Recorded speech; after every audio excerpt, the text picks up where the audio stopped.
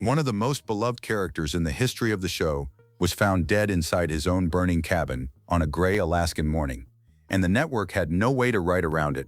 His name was Gary Muehlberger, and when he died in March 2021, he took something irreplaceable with him, not just from the people who knew him, but from 8 years of television that had quietly become one of the most honest portraits of American isolation ever put on screen.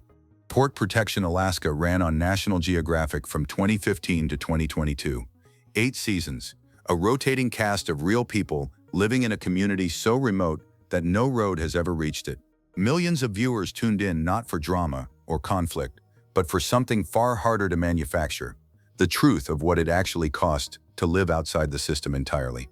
By the end of this video, you will understand exactly what happened to that show, to the people who made it what it was, and why the community itself, the real one, not the televised version, is still out there, still surviving, completely unchanged by the fact that the cameras are gone. Port Protection sits on the northern tip of Prince of Wales Island in southeast Alaska, and it is not the kind of remote that gets described accurately by any map. The community has no roads, there is no highway that leads to it, no bridge, no route you can drive.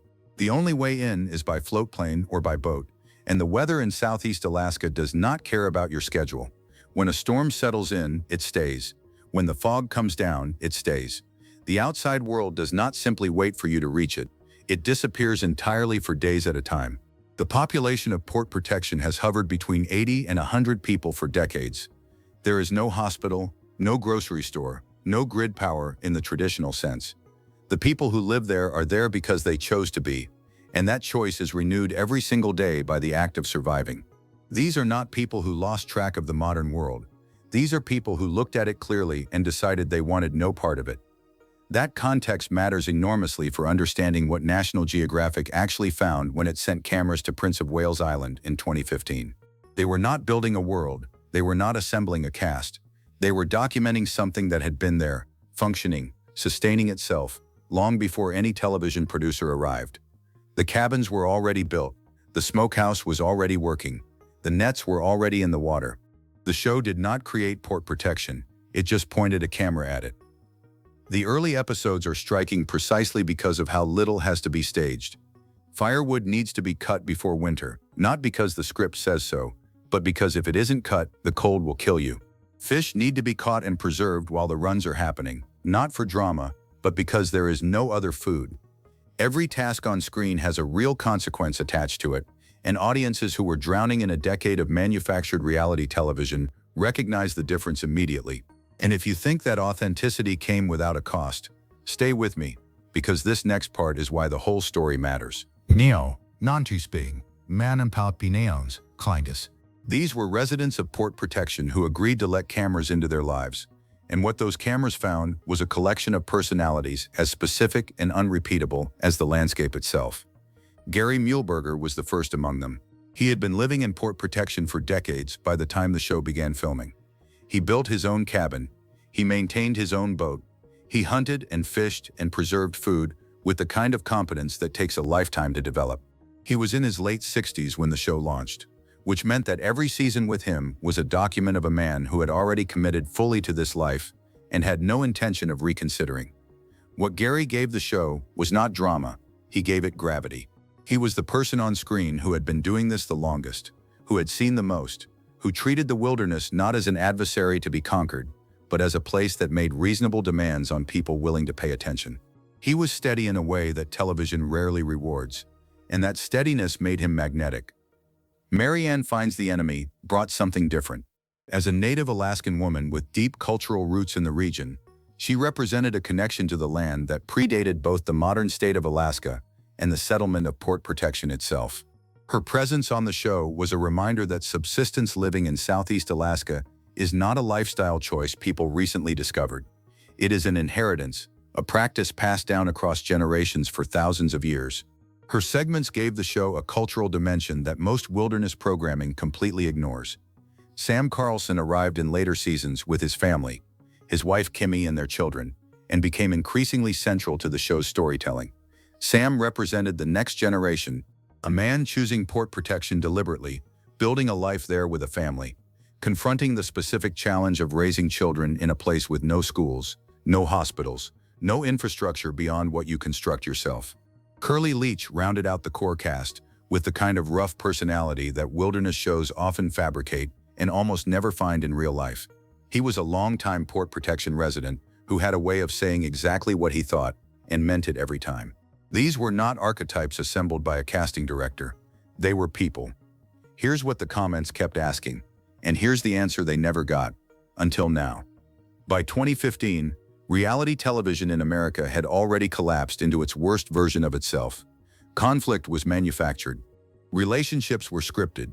People were cast specifically for volatility, for the kind of behavior that generates short clips and angry comments and keeps the algorithm fed. The genre had eaten itself alive. Port Protection Alaska did not do any of that. There is no confessional camera moment where someone talks about how much they dislike another cast member. There is no manufactured standoff, no producer-engineered confrontation. There is, instead, the question of whether Gary has enough firewood before November hits, whether the fish run came in well enough to last the winter, whether the boat is going to hold together for another season. That sounds quiet. It was quiet. And that quietness turned out to be deeply compelling to an audience that had forgotten what television looked like when it trusted its viewers to follow a story that unfolded at the pace of real life. The show found a specific demographic, viewers in their 30s, 40s, 50s, and older, many of them living in cities and suburbs, many of them drawn to something that felt like the opposite of the world they moved through every day. They were not watching Port Protection to escape. They were watching it to remember that another kind of life was possible, that people were out there living it, and that the old skills, the ones that kept human beings alive for thousands of years before supermarkets and central heating, had not entirely vanished. That audience was intensely loyal.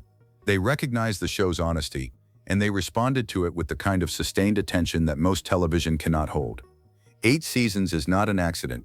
That is what happens when something real finds the people who need to see it. But here's the part that changes everything about what you just heard. March 2021. Gary Muehlberger was 75 years old. He had been living in Port Protection for long enough that the place and the man had become nearly synonymous in the minds of viewers. His cabin was not set dressing. It was the structure he had built and maintained over decades of Alaskan winters, the physical evidence of a life fully committed to a choice most people would never make. A fire broke out at that cabin. Gary was inside. He died from smoke inhalation. His body was found when the fire was discovered, and by the time help could reach him, in a community accessible only by float plane or boat, in the middle of an Alaskan winter, there was nothing to be done. He was gone. National Geographic confirmed his passing publicly and paid tribute to him in the straightforward, sincere way that the show itself had always operated. There was no elaborate statement, no corporate language designed to manage perception. Gary had been part of this project from the beginning, and his death was acknowledged as the genuine loss it was. For viewers, the news hit with a specific kind of weight. Gary had not been a performer playing a version of himself. He had been himself, entirely, on screen for 8 seasons. The grief people felt was not for a character. It was for a person they had watched live honestly and work hard and survive, season after season, until he didn't. The show had lost its gravitational center, and that's when the decision was made, the one nobody around him saw coming. National Geographic moved forward with production. Season 8 aired in 2022, the first full season without Gary Muehlberger. The remaining cast, Sam Carlson and his family, Marianne Finds the Enemy, Curly Leach, and others, carried the show forward, and they did it with the same commitment to real work and real life that had always defined Port Protection Alaska. But something had shifted. The audience felt it, and the viewer response in Season 8 reflected a show that was still honest, still grounded in the reality of life at the edge of the world, but missing the specific weight that Gary had provided. He had been the reminder, episode after episode, that this life was possible over the long term, that a person could commit to port protection in their 20s and still be there in their 70s, still building, still working, still choosing it every single day. Without him, the show's horizon shortened. Not because the remaining cast members were less compelling, but because the longest timeline on screen had been closed. National Geographic made no announcement about cancellation. There was no press release, no public statement. Season 8 simply aired, completed its run, and was followed by silence. No renewal order, no Season 9 announcement. The show ended the way many things end in port protection itself, without ceremony, without fanfare, because the people still there were too busy surviving to issue a statement about it. By the standards of the television industry, this is not unusual. Shows end when networks decide the economics, or the audience no longer justify continuation. But Port Protection Alaska ended in a way that felt true to what it had always been. Quietly, without drama, leaving the people it documented still living the lives they had always lived, completely indifferent to whether a camera was pointed at them. Most people who know this story stop here, but the real story starts right now. There is a dimension of port protection that 8 seasons of television only partially conveyed, and it matters for understanding what the show represented beyond its entertainment value. The community of port protection predates the National Geographic series by generations. People have been living there, building there, fishing those waters, and hunting those forests for decades, since the mid-20th century when the settlement began to take its current shape. The residents who appeared on camera were not performing a lifestyle for an audience. They were continuing a practice that had been running without interruption long before any producer arrived, and that has continued without interruption since the cameras left. What the show captured, and this is its genuine historical value, was a specific set of skills practiced at a specific moment in time by people who had mastered them over lifetimes. The techniques Gary Muehlberger used to build and maintain his cabin. The preservation methods Marianne finds the enemy applied to fish and game. The boat maintenance, the net repair, the reading of weather and tide and season that every port protection resident carries as ordinary knowledge. These skills are not extinct, but they are rare. Southeast Alaska's coastal subsistence culture is practiced by a shrinking number of people in a shrinking number of places. The economic pressures, the generational drift towards cities, the difficulty of sustaining this kind of life across multiple generations, all of it has been narrowing the world that port protection represents for decades. The show did not save that world, but it documented it in detail, and that documentation has a permanence that outlasts any individual season's ratings. The footage that exists from 8 seasons of Port Protection Alaska is, among other things, a historical record. Future generations who want to understand how people actually lived in one of the most remote inhabited places in North America in the early 21st century will find it there. And if you think that was surprising, stay with me, because this next part is why the whole story matters. The community of Port Protection Alaska exists today exactly as it did when the cameras were rolling. The float planes still land on the water. The boats still go out. The seasons still arrive with their specific demands. And the people who have chosen that life still meet those demands the same way they always have. Sam Carlson, one of the show's most prominent later season figures, has remained in the region. He and his family have continued the kind of life the show documented, working, building, raising children in a place that makes enormous demands and offers enormous rewards in return. They did not leave when the show ended. Port Protection is not a set they could walk away from. It is where they live. Marianne Finds the Enemy has similarly remained connected to the region and the traditions the show brought to a wider audience. Her presence on the show introduced many viewers, for the first time, to the reality of contemporary Native Alaskan subsistence culture, not as a historical artifact, but as a living practice carried by real people in real time. National Geographic has not announced any revival of the series. No reboot, no documentary follow-up, no streaming spin-off. The show lives in the network's catalog, available to viewers who discover it and want to watch from the beginning, which many do. The audience has not disappeared. It simply no longer has new material to watch. Gary Muehlberger's cabin and the land around it remain part of Port Protection.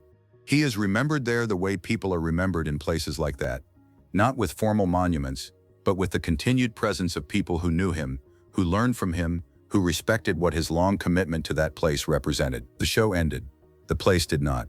Port Protection Alaska lasted 8 seasons because it did something television almost never does.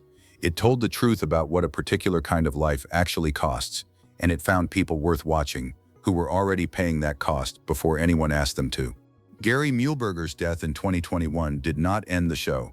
It changed it, and it helped clarify what had always been true, that the show's power came from people who were mortal, who were aging, who were living with genuine consequences and genuine stakes. His absence in Season 8 was a reminder that this was not a production. It was a document of real lives, and real lives do not pause for network schedules. Sam Carlson and his family are still out there. The salmon still run. The winters still arrive exactly on time and stay exactly as long as they want. Port Protection is not waiting for a renewal order. The show may be over. The story of that community is not even close. Here is the question that stays with me, and I want to know where you land on it. If National Geographic came back tomorrow and offered to do a full season 9, new cameras, new episodes, the real community, do you think it would capture what the original show had? Or did something leave with Gary Muehlberger that no second chapter can bring back?